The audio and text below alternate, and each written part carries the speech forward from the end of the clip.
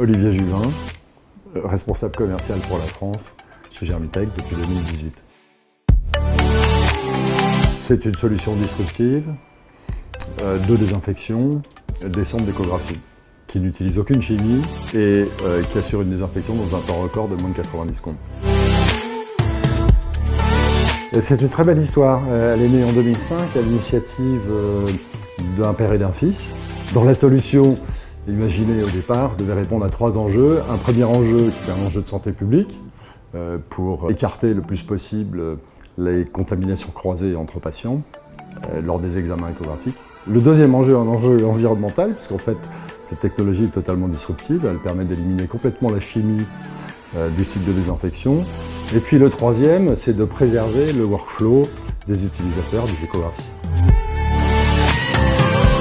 Ça a été une évidence dès le départ. En fait, les deux entreprises font partie des entreprises les plus innovantes aujourd'hui dans le secteur du device appliqué à la santé. C'est un premier point. Le deuxième point, c'est, on va dire, de l'envie. On va dire de collaborer sur des clientèles cibles qui sont communes. Trouver une réponse à une attente pour être aligné sur les recommandations de la Haute Autorité de Santé de 2019. C'est aussi de trouver une réponse, une solution qui permette de préserver le rythme de travail, qui ne vienne pas perturber le rythme de travail. Et puis le troisième composante, est une composante qui relève en fait finalement de la sécurité des patients, évidemment. On doit retenir 2 chiffres en fait.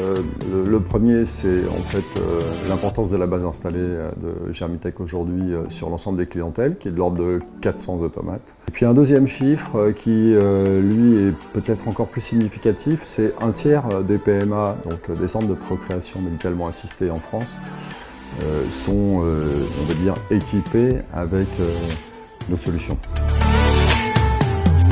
On a des exigences qui relèvent des certifications et donc des démarches qualité, que ce soit en direction des établissements hospitaliers ou que ce soit en direction des groupes libéraux. Donc l'hygiène de plus en plus fait partie de ces composantes.